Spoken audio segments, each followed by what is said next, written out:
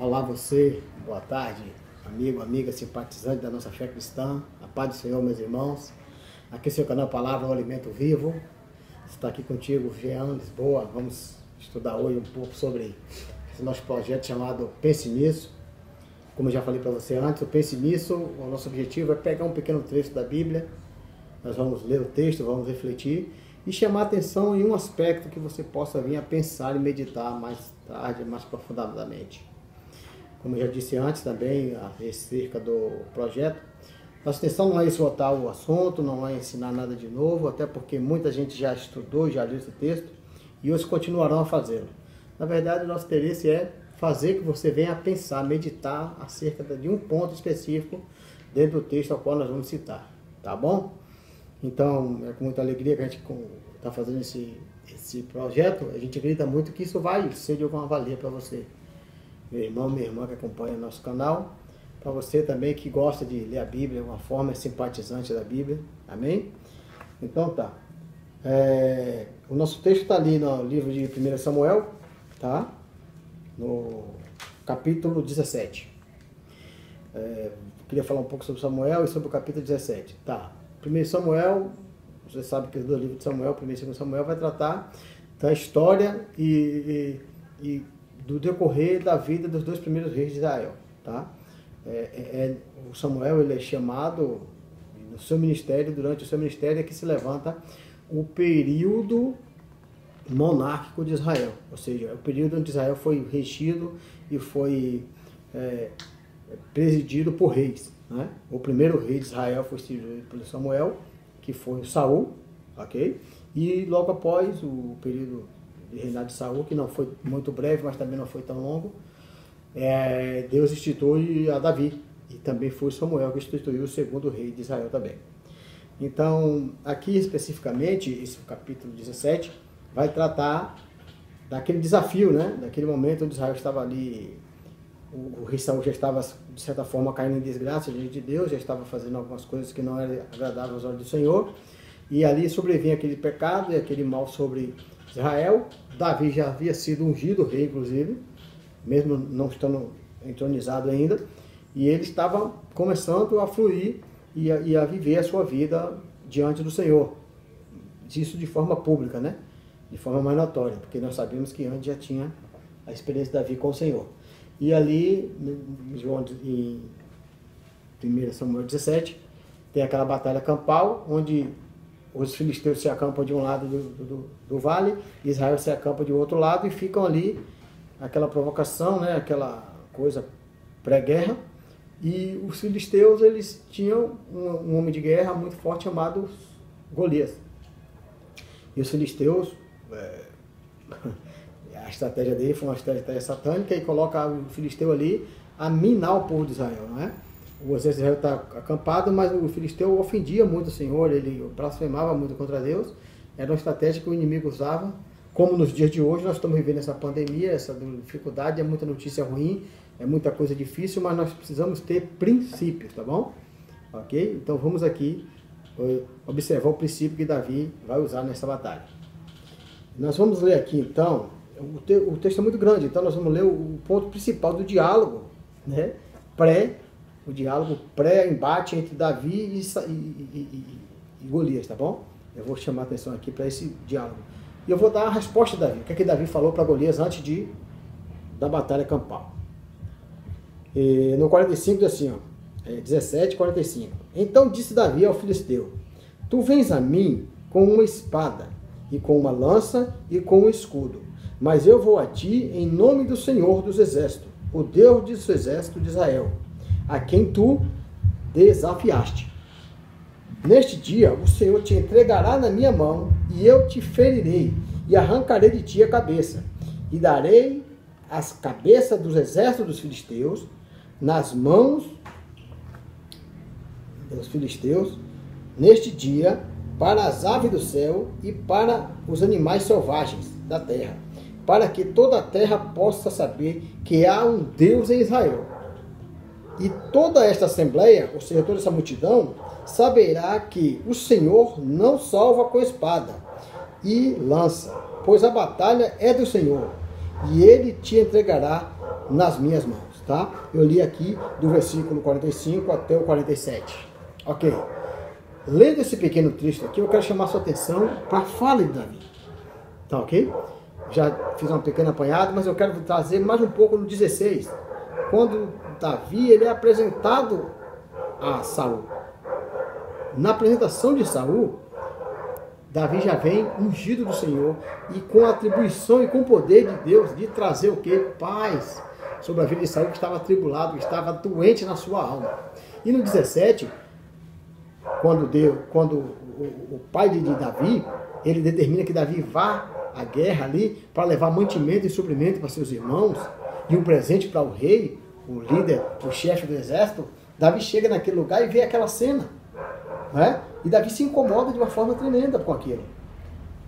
O exército do Deus vivo, acuado e temendo um homem de guerra, o exército filisteu. E esse homem de guerra, o que é que ele fazia? Ele se utilizava da tática, o quê? De minar o espírito, a alma dos filhos de Israel. E falava afrontas contra Deus e desafiava. Ele queria o quê? Humilhar o povo de Deus. Ele queria conter e deter a partir das palavras de poder, das palavras ruins sobre o povo de Israel. E desdenhando de Deus. Aí é que eu quero chamar a sua atenção. O que se destaca em Davi? Quando ele chega naquela batalha para trazer alimento para os irmãos, presente para o chefe da guarda, presente para o rei, ele fala, não é possível? Vocês estão aceitando essa afronta? Quem é esse circunciso para falar assim do nosso Deus? Entende agora? Que princípio que é esse? É a confiança em Deus. E a obediência, porque ele foi ali naquele lugar de guerra, ele foi àquele lugar, ele não estava sendo distinguido para lutar. Ele era o mais jovem da sua casa do seu pai. Os 3 irmãos mais velhos estavam ali como homem de guerra, ele não. Ele foi como mensageiro para levar alimento, para levar conforto para sua família. E chegando ali, o irmão dele questiona que ele foi ali para ver a batalha, para criticar. O irmão dele não tinha um entendimento. Ele achava que Davi estava ali apenas para contemplar a derrota deles. Dos 3 achando, Davi está ficando alegre agora porque nós não temos condições de coragem de enfrentar o gigante. É interessante que a multidão não sabia o que tinha acontecido na casa deles, no capítulo 16. Mas os irmãos sabiam, e sabiam que ele é que havia sido escolhido de Deus. Mesmo não sendo forte, não sendo belo, não sendo alto, mas tinha princípios de Deus. E quais princípios era esse que ele tinha em Deus? No diálogo dele, quando ele informa-se do que o rei daria àquele que desafiasse o gigante, ele fica tomado e vai, não, mas eu vou lá falar com o rei. E se dispõe a lutar. É muito interessante isso, porque ele não se dispõe a lutar pelos presentes, pelas coisas que o rei oferecia, que eram atitudes e medidas administrativas do rei. O rei queria incentivar os homens de guerra, queria levar os homens de guerra a lutar pelos presentes, pelas recompensas. Ok? Essa era o desafio do rei. Vou dar minha filha em casamento, vai ter nome no meu reino e tal, mas Davi não estava interessado nisso. O que deixou Davi mais chateado com os filisteus e com aquele incircunciso foi falar contra Deus, desdenhar de Deus, porque Davi conhecia e sabia quem era Deus na vida dele. E ali ele vai diante do rei e o rei fala, você não pode lutar, você é apenas um garoto. Esse homem é um homem de guerra experiente, o Saul, o Golias. Mas Davi não se atemoriza. Ao contrário, ele fala assim, meu senhor, estando o teu servo diante, cuidando das ovelhas do seu pai, e olha só, ele compara aquele circunciso, aquela batalha, aquele momento, como um momento trivial dele, como ele fazia o serviço dele, para você ver como é que Davi tinha uma visão de fazer tudo com excelência, sabe? Ele estava cuidando das ovelhas do pai. Claro, imagina, qualquer um que não tem entendimento do que está fazendo, gente, está tomando conta das ovelhas. Vê um leão, pega uma ovelha, o que é que ele vai fazer? É um leão, meu irmão. Se esconder até, correr e pedir socorro. Ele não, eu estou cuidando das ovelhas, eu tenho a obrigação de dar conta disso. E em obediência ao pai e em confiança plena a Deus, ele ia diante do leão, tomava a ovelha, livrava da boca do leão. E ele conta mais, e outra vez estava teu filho, teu servo ali, diante, cuidando das ovelhas do seu pai, quando veio o quê? Um urso. E a mesma forma, ele foi lá, tirou a ovelha da boca do urso. Então, o que é que Davi tinha? Ele tinha plena certeza e confiança que se ele levasse os princípios dele de obediência e de confiança plena em Deus, tudo ia fluir. Ok? Quem era aquele circunciso? Um leão? Um urso? Quem era aquele povo que está diante daquele exército? Eram as ovelhas de Israel, eram as ovelhas do aprisco de Deus. Não podia ser tomadas, roubadas da sua glória. E Davi vai. E ali naquele momento até, o Saul, ele oferece a sua armadura, os seus equipamentos de guerra. Você vê que Davi, ele até em determinado tempo, ele foi escudeiro do rei, mas ele nunca foi um soldado de guerra. E ele fala, não, as suas armaduras não vão me servir. E ele faz o quê? Ele toma o que ele tem em mãos e faz daquilo uma bênção. A sua funda, umas pedras, coloca o seu alforje e vai diante do circunciso. E aí tem esse diálogo. O circunciso diz que vai pegá-lo, que vai fazer dele carne para os abutres. E ele fala que não, que o filisteu está vindo a ele com lança, com escudo, com espada. Mas ele vai com o quê?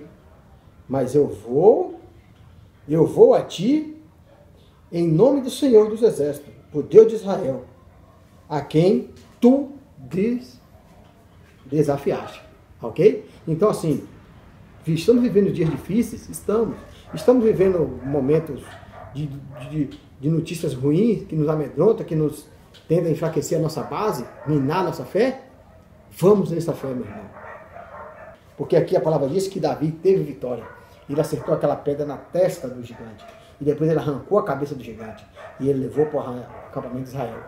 E é interessante que a bênção que vem para você, não vem só para você. Porque depois de Davi degolar o gigante, o exército de Israel se apoderou de uma força, de um poder, e foi sobre os filisteus, e venceram a batalha, e tiraram os despojos, amém? Então esse é nosso dia. Pense nisso. Obediência plena àquilo que Deus colocou na sua mão, e confiança nele. Tá bom? Até o próximo, pense nisso.